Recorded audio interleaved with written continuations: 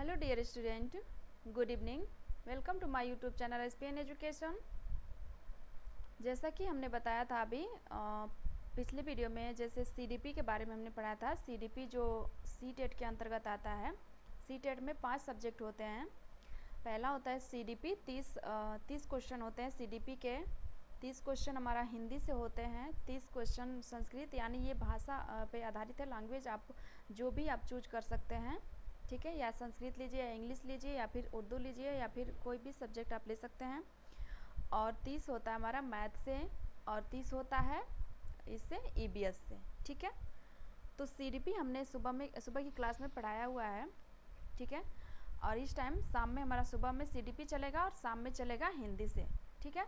तो हिंदी में जो होता है 30 क्वेश्चन आता है, ठीक है। हिंदी में 30 क्वेश्चन होता है, जिसमें से 15 नंबर के होते हैं गद्यांश और पद्यांश से पूछे जाते हैं, ठीक है।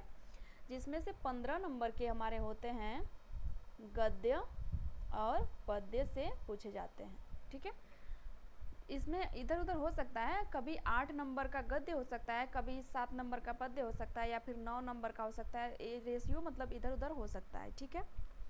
तो हमारा कुल मिलाकर 15 नंबर के गद्य और पद्य से ज़रूर पूछे जाते हैं, गद्यांश और काव्यांश यानी पद्यांश से, ठीक है। तो आज हम लोग उसी के बारे में चर्चा करेंगे। और 15 नंबर का जो होता है हमारा हिंदी शिक्षण से पूछे जाते हैं, ठीक है। और हिंदी शिक्षण से मतलब कि बहुत ज़्यादा हार्ड नहीं, जैसे कि अलंकार, रस, छंद, पर्यायवाची, यही सब मतलब बहुत इजी क्वेश्चन होते हैं, बहुत ज़्यादा हार्ड नहीं होते हैं। इसमें पैडागोजी ही ज़्यादा रहता है, ठीक है। सबसे ज़रूरी है कि सीटेट के पेपर देने के लिए ना, सबसे पहले हमें कंसेप्ट को समझना होता है। अगर कंसेप्ट हमने समझ लिया, पैडागोजी पे हमारा पकड़ अच्छी बन गई, तो सीटेट आसानी से निकल जाएगा, ठीक है।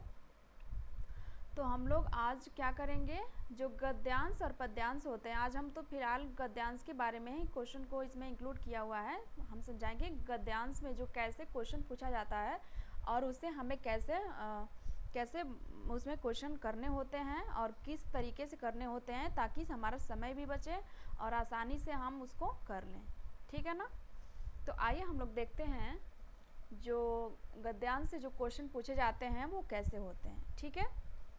जैसे कि यहाँ पे दिया हुआ है, निर्देश दिया हुआ रहेगा, जिसमें से क्या करना है हमें, प्रश्न संख्या 1 से 9 तक, यानी उसमें कुछ निर्देश दिए हुए रहेंगे, जिसमें प्रश्न संख्या 1 से 9 यानी या फिर 1 से 7, जितना क्वेश्चन उससे रिलेटेड रहेगा उस पैराग्राफ से, उतना क्या होगा उसमें दिया हुआ रहेगा निर्देश करके, ताकि आप लोगों को कोई कन्फ्यूजन ना हो, ठीक है ना। नीचे दिए गए गद्यांश को पढ़कर पूछे गए प्रश्नों के सबसे उपयुक्त उत्तर वाले विकल्प को चुनिए, ठीक है ना। तो सबसे पहले हमें क्या करना है, हमें सबसे पहले पैराग्राफ नहीं पढ़ना है, ठीक है।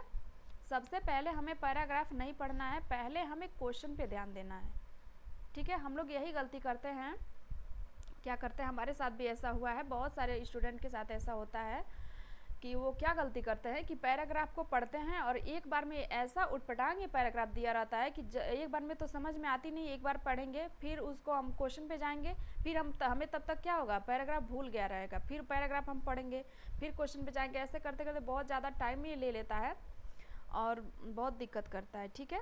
तो हमें ईजी और ट्रिक से कैसे इसे जल्दी से निपटना है, इसके बारे में हम लोग आज जानेंगे। सबसे पहले हमें क्वेश्चन पे ध्यान देना है, क्वेश्चन क्या कह रहा है, उसके बाद हमें क्या करना है, पैराग्राफ पढ़ना है, ठीक है। तो इसमें जो पहला क्वेश्चन पूछा हुआ है, अपना पराया में समास है, ठीक है। ऐसे भी क्वेश्चन हम लोग पैराग्राफ पढ़ने में क्या करते हैं, टाइम बिता देते हैं, लेकिन क्वेश्चन कुछ और ही रहता है, जो हमें आसानी से बिना पढ़े हुए भी उसको दे सकते हैं, ठीक है। और जहाँ फंसे वहाँ पे हमें क्या करना है, पूरे पैराग्राफ को पढ़ना और ऐसे कंसेप्ट के साथ पढ़ना है कि फिर से दोबारा हमें पढ़ने की ज़रूरत नहीं पड़े, ठीक है ना। ओके, तो ये तो हमें ऐसे ही समास हम लोग पढ़े हैं, तो समास हम लोग पढ़े हैं, तो इसमें से हमें ऐसे ही पता है कि अपना पराया में कौन से समास है, जहाँ पे योजक चिन्ह लगा हुआ रहता है वो कौन सा समास होता है। समास का चैप्टर हम पढ़ाए हैं हिंदी में, आप लोग जाके एक बार वीडियो देख लीजिएगा अगर नहीं समझ में आए तो, या फिर हम तो यहीं पे समझा दे रहे हैं। अपना और पराया, ठीक है ना, जहाँ पे क्या हो, दोनों पद प्रधान होता है और दोनों पद एक दूसरे से विपरीत होता है, ठीक है ना। दोनों क्या होता है, एक दूसरे के विपरीत होता है और आपस में क्या होता है, वो एक दूसरे के विपरीत होता है और दोनों पद क्या होता है, प्रधान होता है, पूर्व पद भी और उत्तर पद भी, ठीक है ना। तो इसमें क्या है, इसमें योजक चिन्ह लगा हुआ रहेगा, वहाँ पे क्या होगा, फटाक से हम क्या करेंगे, द्वंद्व समास की तरफ जाएंगे, ठीक है ना। अपना पराया में कौन सा समास है, द्वंद्व समास है। ओके, समझ गए इतना। अगला हम लोग क्वेश्चन देखेंगे, देखिए इसमें दिया हुआ है क्या है, द्वंद्व समास है। ओके, अगला क्वेश्चन हम लोग देखेंगे, दूसरे नंबर का जो हमारा क्वेश्चन है, हमें किसके अनुसार फल मिलता है, ठीक है, हमें किसके अनुसार फल मिलता है। तो अब हम लोग क्या करेंगे, पैराग्राफ को पढ़ेंगे, ठीक है, और इस कंसेप्ट के साथ पढ़ेंगे कि हमें दोबारा फिर पढ़ना ना पड़े, क्योंकि 9 क्वेश्चन है इससे रिलेटेड, ठीक है ना। हमें वहाँ पे फंसा कि क्या करना है, एक क्वेश्चन हमारा हो गया, अब दूसरे क्वेश्चन पे हम लोग क्या करेंगे, पैरा को पढ़ेंगे। देखिए, यह नहीं भूलना चाहिए कि हमारा जो व्यवहार होता है उसी के अनुसार फल मिलता है, ठीक है।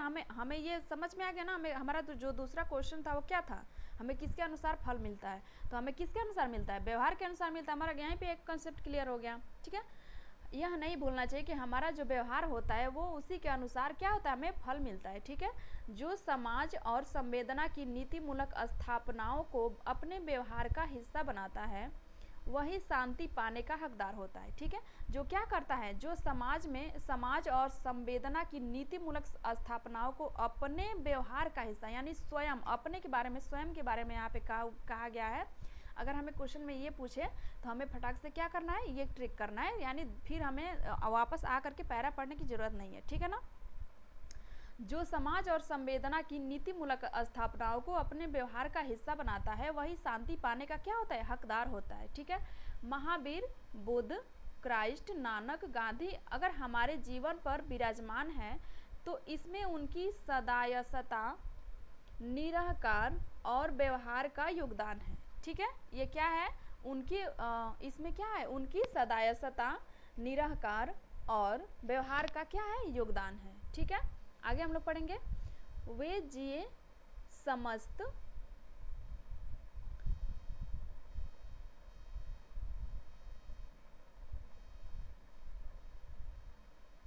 कहाँ हम लोग थे,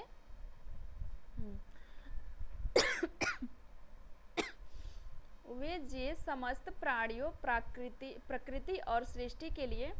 वे जिए किसके लिए, समस्त प्राणियों, प्रकृति और सृष्टि के लिए, ठीक है। कौन जिए, अभी जिसका नाम हमने बताया, महावीर, बुद्ध, क्राइस्ट, नानक, गांधी अगर हमारे जीवन पर विराजमान है तो इनमें उनकी सदास्यता और निरंकार और व्यवहार का योगदान है, ठीक है। वे जिए किसके लिए, समस्त प्राणियों, प्रकृति और सृष्टि के लिए, ठीक है ना। उनके मन में किसी के लिए रत्ती भर भी भेदभाव नहीं रहा। उनके मन में क्या क्या हुआ, किसी के लिए क्या हुआ, रत्ती भर भी भेदभाव, यानी छुआछूत, जो भी भेदभाव, जाति ऊंच नीच का जो भी भेद होता है वो नहीं रहा। अहंकार को विवेक से ही हटाया जा सकता है। अहंकार जो है उसको किससे हटाया जाता है, विवेक से हटाया जा सकता है, ठीक है ना। गांधी जी ने गुलामी से आज़ादी, मनुष्यता की सेवा और विवेक से मित्रता को अपना लक्ष्य बनाया, ठीक है। गांधी जी ने क्या किया, गुलामी से आज़ादी, मनुष्यता की सेवा और विवेक से क्या किया, मित्रता को अपना लक्ष्य बनाया, ठीक है। आगे हम लोग देखेंगे, सबके प्रति सम्मान दृष्टि का ही भाव और व्यवहार था कि गांधी विश्व नेता बने। गांधी क्या बने, विश्व नेता बने, ठीक है। सबके प्रति सम्मान दृष्टि का ही भाव और व्यवहार था कि गांधी जी क्या बने, विश्व नेता बने, ठीक है। गीता में कहा गया है कि जो समस्त प्राणियों के हित में सदा संलग्न रहता है सबका मित्र होता है। गीता में क्या कहा गया, ये कहा गया है कि जो समस्त प्राणियों के हित में सदा संलग्न रहता है वो क्या होता है, सबका मित्र होता है। महावीर सत्य की साक्षात अनुभूति में मैत्री की अनिवार्यता की घोषणा करते हैं। यह अनुभूत सत्य है कि जो अपना मित्र होगा वह हर किसी का मित्र होगा। वो क्या अनुभूत करते हैं, ये सत्य अनुभूत करते हैं कि जो अपना मित्र होगा वो हर किसी का मित्र होगा, ठीक है। आप भी इसे आजमा कर देखें, महसूस होने लगेगा कि जिस शांति के लिए भटक रहे हैं वह कहीं बाहर नहीं, आपके अंदर ही है, ठीक है ना। क्या है, ये महसूस होगा अगर आप इसे आजमाएंगे। जो अभी पैरा में दिया हुआ है बहुत अच्छी बात कही गई है, जो अगर आप इसे आजमा के देखेंगे तो क्या महसूस होगा? महसूस होगा कि जिस शांति के लिए हम लोग दुनिया में भटक रहे हैं इधर उधर, वो क्या है? वो कहीं बाहर नहीं है, बल्कि क्या है? वो आपके अंदर ही है। ठीक है ना? अब हम लोग आते हैं क्वेश्चन पे। ठीक है, पैरा हमारा कंप्लीट हो गया। अब हम लोग क्वेश्चन पे आते हैं और फिर हमें दोबारा पैरा में नहीं जाना है, बिल्कुल भी नहीं जाना है। और हमें क्या करना है? अपने माइंड सेट में इसको एकदम सेट करके रखना है कि क्या कहा गया है। ठीक है, ओके। तो दूसरा हमारा जो क्वेश्चन था, हमें किसके अनुसार फल मिलता है? हमें किसके अनुसार फल मिलता है? अभी हमने जो पढ़ा था कि हमें अपने व्यवहार के अनुसार ही क्या होता है? फल मिलता है। ठीक है, तो हमारा दूसरे का जो ऑप्शन होगा, सी ऑप्शन करेक्ट होगा। ठीक है, हमें व्यवहार के अनुसार ही फल मिलता है। ओके, आगे हम लोग देखेंगे तीसरा क्वेश्चन क्या कह रहा है। तीसरा क्वेश्चन ये कह रहा है हमारा, शांति को कहाँ पाया जा सकता है? शांति को कहाँ पाया जा सकता है? अभी जो सबसे लास्ट में दिया हुआ था कि अगर आप इसे आजमा करके देखेंगे तो आप पाएंगे कि हम जिसके लिए दुनिया में भटक रहे हैं वो कहीं बाहर नहीं, बल्कि क्या है? हमारे अंदर है, स्वयं में है। ठीक है, तो शांति हमें कहाँ मिलेगा? स्वयं में मिलेगा। ठीक है ना? तो हमारा जो तीसरा का ऑप्शन है वो बी ऑप्शन करेक्ट है। ओके, ठीक है ना? आगे हम लोग देखेंगे जो चौथा क्वेश्चन है, इनमें से किसे गांधी जी ने अपना लक्ष्य बनाया? लक्ष्य नहीं बनाया। ठीक है, इनमें से किसे गांधी जी ने अपना लक्ष्य नहीं बनाया?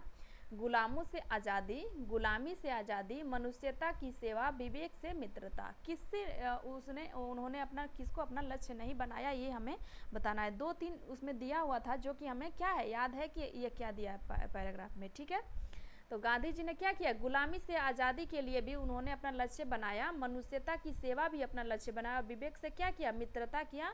गुलामों से आज़ादी ये उनका लक्ष्य नहीं था। तो हमारा ए ऑप्शन क्या होगा? करेक्ट हो जाएगा। ठीक है, चौथे का ए ऑप्शन बिल्कुल करेक्ट हो जाएगा। आगे हम लोग देखेंगे पांचवा हमारा क्वेश्चन है, अनुच्छेद के अनुसार किसे अपने व्यवहार का हिस्सा बनाना चाहिए? अनुच्छेद के अनुसार किसे अपने व्यवहार का हिस्सा बनाना चाहिए? अहंकार और विवेक की परिभाषा, समाज और संवेदनाओं का नैतिक मूल्य, गुरु नानक देव की शिक्षाएं, सत्य और असत्य की परिभाषा।